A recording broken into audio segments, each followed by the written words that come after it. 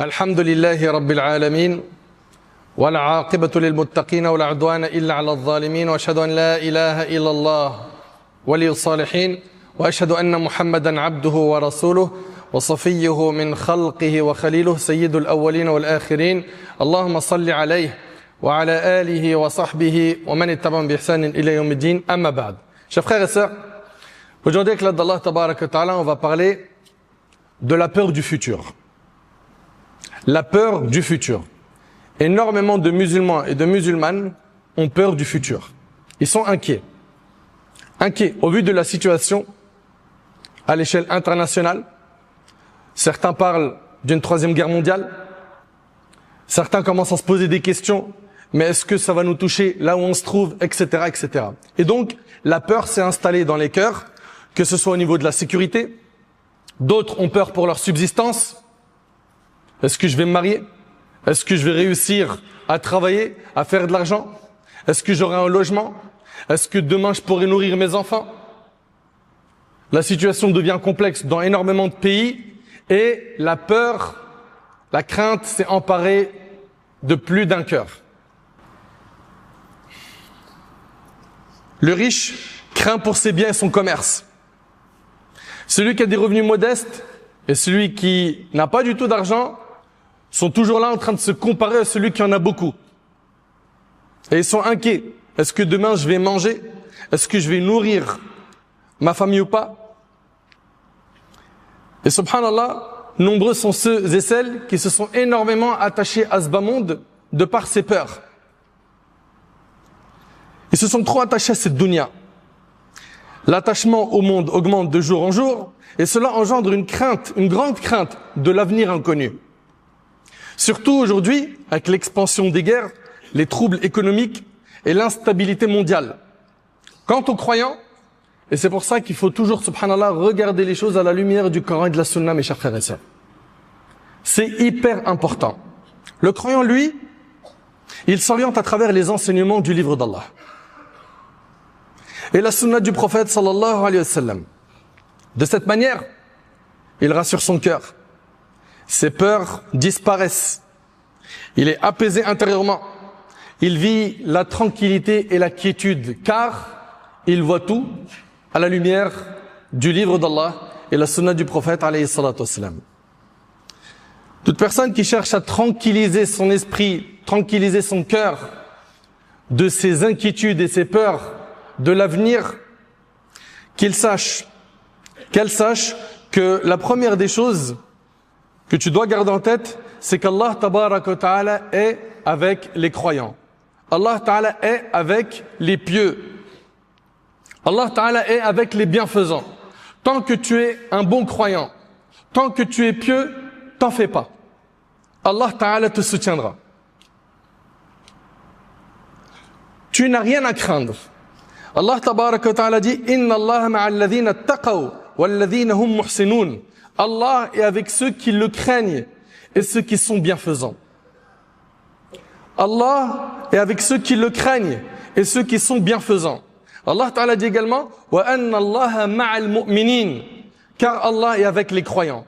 En fait, ce qu'il revient aux croyants, et écoutez attentivement ces paroles barakallahu fikum. Ce qu'il revient aux croyants, c'est d'augmenter sa foi, sa piété, son excellence dans son cheminement spirituel à travers les bonnes actions, afin de se protéger lui-même contre la peur et l'angoisse. Tu veux que cette peur, elle disparaisse? Augmente ta foi. Augmente ta piété. Rapproche-toi plus d'Allah. Plus tu vas te rapprocher d'Allah, plus tu auras son soutien. Plus tu auras l'apaisement intérieur. Tu ne craindras rien. Il n'y a qu'à voir le prophète alayhi salatu wassalam qui est notre modèle. Subhanallah, quand il était dans la grotte de Thawr, Abu Bakr radiallahu anhu, il lui dit, s'ils font un pas de plus, ils vont nous voir. Mais le prophète sallallahu alayhi wa sallam, il est serein. Et il lui rappelle qu'ils ne sont pas seuls. Allah est avec eux.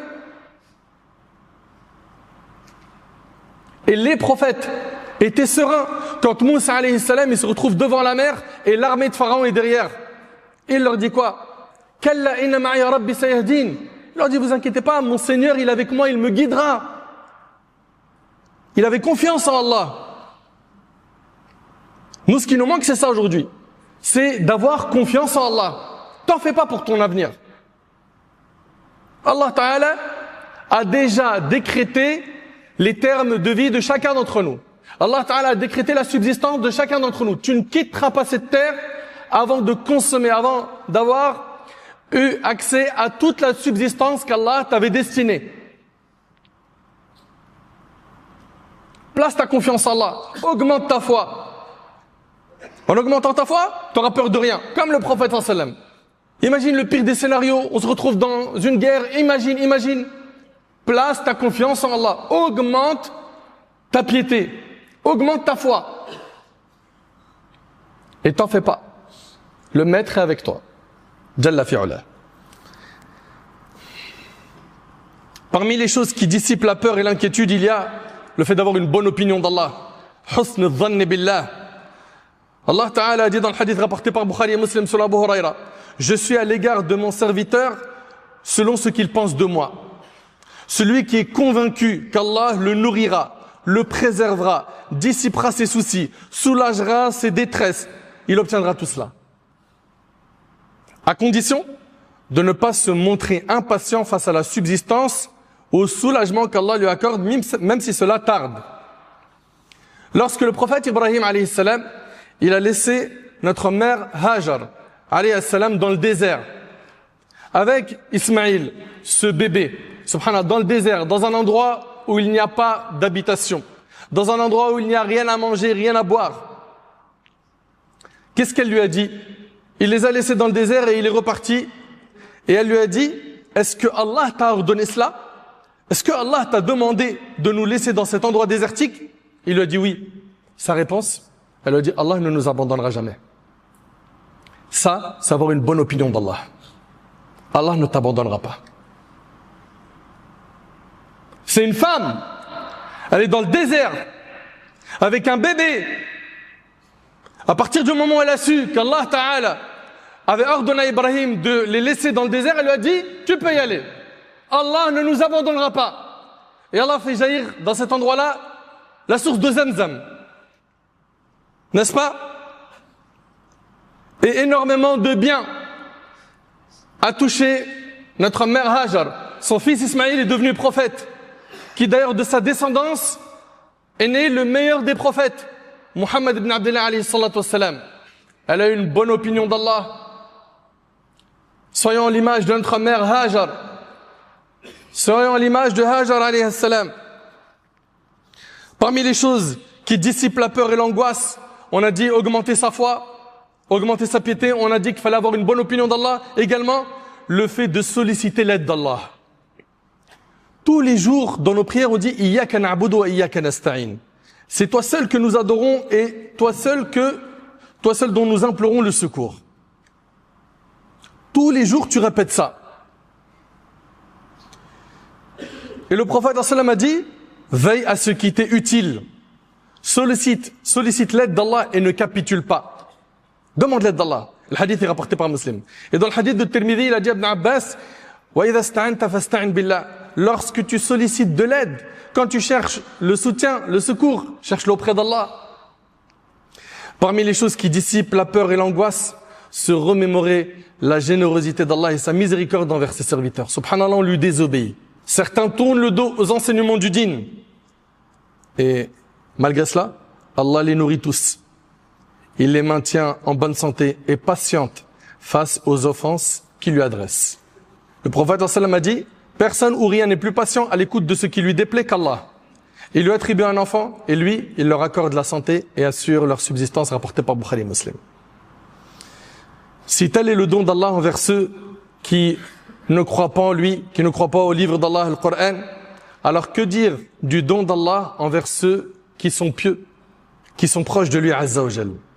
Et comment le croyant pourrait-il avoir peur ou être inquiet alors qu'il adore un Seigneur généreux et plein de miséricorde? Parmi les choses qui dissipent la peur et l'angoisse, la régularité dans les prières. Ta prière, c'est un remède spirituel. Plus tu vas prier, plus tu vas fortifier ton cœur. La prière, la multiplication des prières surrogatoires, l'effort pour atteindre la concentration, car la prière, c'est le lien entre le serviteur et Allah. plus tu renforces ce lien, plus les peurs et les angoisses disparaissent. Et jamais ne sera craintif un serviteur qui maintient un lien constant avec Allah. Le prophète sallam, lorsqu'un souci l'atteignait, il se réfugiait dans la prière. Subhanallah. Comme dans le hadith de Hudhayfa, il rapporte que le prophète sallam, dès qu'il était touché par une épreuve, il se dirigeait vers la prière. Ce lien avec Allah subhanahu wa ta'ala. Allah ta'ala a ordonné de chercher assistance dans la patience et la prière face aux épreuves. Allah ta'ala dit wasta'inu bis-sabri was-salah, et chercher renfort dans la patience et la prière. Tu as besoin de l'aide et du soutien d'Allah? Prie, multiplie les prières. Toi qui as fragilisé ta relation avec Allah en t'éloignant de la prière, t'étonne pas que les foudres s'abattent sur toi, les épreuves, et que t'aies pas le soutien d'Allah. Reprends la prière. Et rappelle-toi que la prière, c'est l'œuvre la plus aimée d'Allah. Le prophète il a dit, quand on lui a posé la question quelle est l'œuvre la plus aimée d'Allah, il a dit l'œuvre la plus aimée d'Allah, c'est la prière à son temps. C'est donc l'adoration qu'Allah aime le plus. Et c'est l'adoration que le prophète aime le plus. Il a dit lui-même, il a dit la prunelle de mes yeux, elle était dans la prière. Donc la prière, subhanallah, c'est l'œuvre la plus aimée d'Allah. Et celle du prophète toi tu prétends aimer Allah et son prophète et t'aimes pas ce qu'Allah et son prophète aiment? C'est pas possible. Remets-toi en question. Tu vas me dire, oui, mais je commence, j'arrête. C'est possible que ce soit ça au début. Mais en faisant des efforts, Allah subhanahu wa ta'ala, il va te faciliter d'être constant. Lâche pas. Lâche pas. Ce que veut de toi le diable, c'est que tu lâches. Également, parmi les choses qui dissipent la peur et l'angoisse, le fait de savoir que l'intimidation des croyants, le fait de faire peur aux croyants, n'est autre qu'un stratagème du diable. Le diable veut créer en toi cette peur. Et le diable, c'est notre ennemi. Comment peux-tu lui accorder caution? Le croyant ne doit donc pas se soumettre à ses suggestions ni à ses incitations, mais plutôt cherche refuge auprès d'Allah. Contre qui? Contre le diable. Allah Ta'ala, il nous rappelle, Inna kayda ash-shaytani kana da'ifa. Les stratagèmes de Satan sont faibles. Les gens disent le diable il est trop fort. Allah il te dit ces stratagèmes sont faibles. Fortifie ta foi et tu verras que tu auras une facilité à lui barrer la route. Fortifie ta foi, ta relation avec Allah, améliore-la. Parmi les choses qui dissipent la peur et l'angoisse, la certitude qu'Allah subhanahu wa ta'ala sauve les croyants. Il les soutient dans les moments de détresse et d'épreuve. Soit il lève ces épreuves et en efface les effets, soit il leur accorde la patience et la capacité à supporter ces épreuves. Jusqu'à ce que même s'ils sont dans le four de l'épreuve, ils sont apaisés intérieurement. Ils sont apaisés intérieurement. Et le vrai bien-être est celui du cœur, tout comme la véritable souffrance est celle du cœur. C'est pour ça qu'il faut impérativement renforcer sa relation avec Allah subhanahu wa ta'ala. Parmi les choses qui dissipent la peur et l'angoisse, se rappeler que l'ensemble des créatures ne peuvent ni nuire, ni profiter sans la permission d'Allah. Rappelle-toi de ça s'il te plaît. Car tout pouvoir lui appartient. À lui seul, gloire à lui. Ainsi, le croyant ne redoute aucune créature, quelle que soit sa force ou sa violence. Et il ne place pas non plus son espoir en une créature, même si elle détient une position élevée ou un grand prestige. Le croyant, lui, il attache son cœur à Allah, le Tout-Puissant, Jalla fi'ula. Le prophète, sallam, dans le hadith de Tirmidhi, il a dit, sache que si toute l'humanité conjuguait ses efforts pour t'être utile, tu n'en profiteras que si Allah l'a inscrite comme telle pour toi. Si toute l'humanité se réunissait pour te faire un bien, qu'Allah n'a pas écrit, n'y parviendrait pas. Et si toute l'humanité se réunissait pour te faire un mal, qu'Allah n'a pas écrit, ils y parviendront pas. Donc place ta confiance en Allah subhanahu wa ta'ala. Chers musulmans, chères musulmanes, la vie d'ici-bas est une demeure de fatigue, de labeur, d'épreuve. Le serviteur se réjouit un jour et il s'attriste un autre. Il se sent en sécurité, puis parfois, il est dans la panique, la peur. Et cela parce que le bas monde est une demeure qui n'est pas stable. La demeure qui est stable, c'est l'autre. Et nous sommes sur terre pour préparer l'autre vie. Ça ne veut pas dire par là qu'on ne travaille pas, qu'on n'étudie pas, qu'on fonde pas de famille. Non. On fait tout cela, mais on n'oublie pas qu'après cette vie, il y a une autre vie éternelle qui nous attend et pour laquelle il faut se préparer. Et on s'y prépare avec la piété, le fait d'être pieux, d'être proche d'Allah. La peur de l'avenir ne devrait pas envahir le cœur du croyant, car la vie d'ici-bas n'est pas sa vraie demeure. Il attend une autre demeure qui est son lieu de repos ultime, qu'il œuvre donc pour cette demeure éternelle comme il se doit, et qu'il sache qu'Allah subhanahu wa ta'ala n'a pas créé les créatures en vain. Et tout malheur qui nous touche, c'est un malheur en apparence. Dans le fond, il ne contient que du bien. L'affaire du croyant ne contient que du bien. Quand on dit qu'on croit au destin bon ou mauvais, il est mauvais en apparence. Mais sinon, cette épreuve-là, elle est quoi? Expiatrice de péché. Elle t'élève en degré. Elle te rapproche d'Allah. Donc au final, même le mal qui te touche, il contient un bien.